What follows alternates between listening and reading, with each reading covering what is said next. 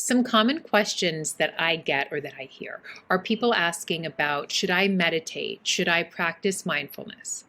Should I exercise? Like, what's the best type of exercise to do to reduce anxiety? Should I give up caffeine? Should I change my diet? I don't know about you, but I tried so many like anxiety diets, anti-headache diets, anti-anxiety diets. I just tried to have the perfect diet. And so for those ones, I really think it depends on the spirit that you're doing it in. I know I meditated for years and practiced mindfulness for years with the intent to feel less anxious, and also out of fear because I thought I needed to do that so I didn't panic and I didn't lose my mind. And I think sometimes when we do something to feel more calm, we feel more anxious. Or sometimes we're like, I want less anxiety, that's why I'm doing it. Sometimes it backfires and we have more anxiety. Because sometimes we can think, am I getting it right? Is it working? Like we kind of are looking to see, is it working? Am I doing it right? Oh my God, I can't meditate right. Or maybe I wasn't at the right time. And,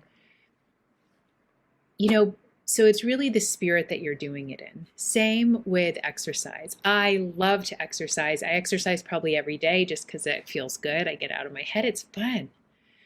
But I would get so in my head about what type of exercise to do. And then I'd be like, maybe high intensity isn't good because of the cortisol. And I need to do restorative yoga and yoga therapy. And none of that mattered what I was doing because I was doing it out of fear and out of this like desire to not be broken and not have anxiety.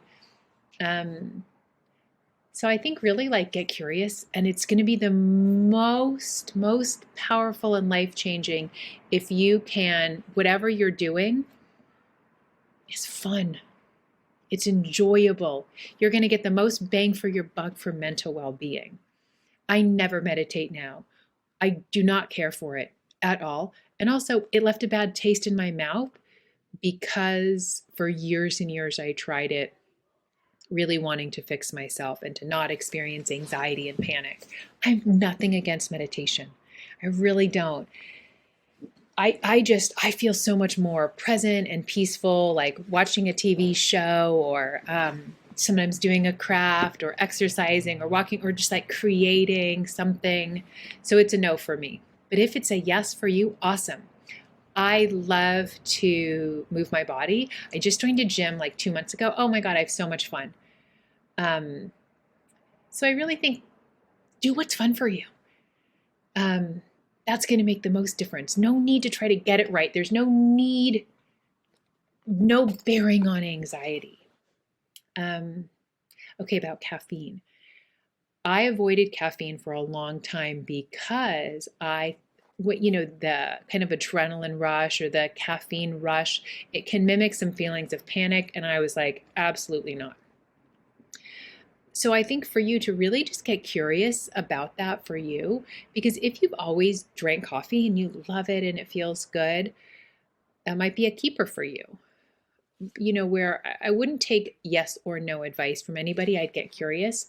For me, I do drink a little caffeine, but I do find for me that I don't feel so great to drink caffeine in the morning on an empty stomach or more than like 1 cup of coffee. And it's not because I fear anxiety or fear anything, but I notice that my thoughts are like a little sped up and sometimes I'll just have kind of an intrusive thought. So I do it out of love.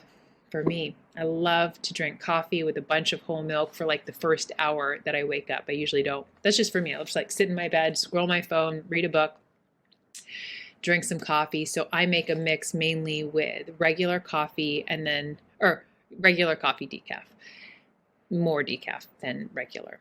And then midday, some days I love a black iced tea or a Diet Coke. That feels good to me. So I would just be curious and do it out of love, doing things out of love. I know it sounds so cheesy when I say that. Another thing that I wanted to discuss is asking your friends and family for advice. And again, this is really personal, so please don't take my advice, but I just want you to be curious about, asking them for advice, and I guess how you're talking to them. Because sometimes friends and family can be so well-meaning, their hearts are in the right place, but I don't know about you, but sometimes they might lead you astray because they love you, and they might say, have you tried medical marijuana? If you're in a place that it's legal, have you tried CBD? Have you tried whatever?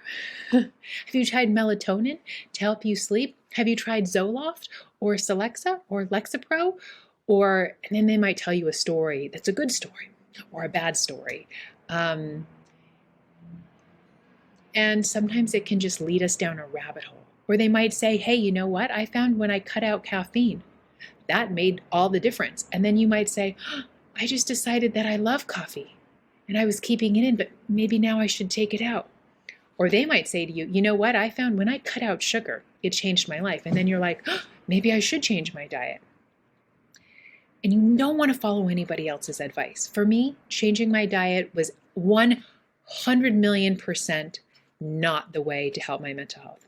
Not at all. It was down a fucking rabbit hole of hell. Really so mentally and physically sick. To me, food is not the cause of anxiety. That said, I have diabetes and I have some like lower carb products. And one of them is these tortillas. I love them. They're so tasty. But when I ate too many, I find that my stomach really hurts. Nothing to do with anxiety, but I think it was last year, and I got a version of them. And I don't know how they're so delicious and low carb, but my stomach had been hurting for days. And then I had a thought, I wonder if it's those tortillas, because what makes them so magically low carb and delicious? So I just thought, I'm going to stop eating them. And I did, and then my stomach felt good. And then there's another brand, and so a few months later, I thought, I'm going to try them again. And I did, and I felt fine for a few weeks until I don't. And then I know, time to take a break from the tortillas. And that's out of love. I'm not avoiding it. I haven't found that any food at all impacts my mental health. As I said, though, I have found that a few cups of coffee, I don't feel so great mentally. So that's a super easy swap, mostly decaf for me. And also when I'm on vacation, sure, sometimes there's times when I drink 2 cups of regular. And then I'm like, meh, I just kind of hands off. Don't take my thinking too seriously. But back to the friends and family one. Please use your guidance. And if you know what? My mom always makes me feel better. She never offers advice and she just lets me talk. And I love her. I love when I come to her with anxiety. But you might notice, you know what? For most people, they start revving me up and I go down a rabbit hole. So I think I might kind of be picky about who I talk to about my anxiety healing journey.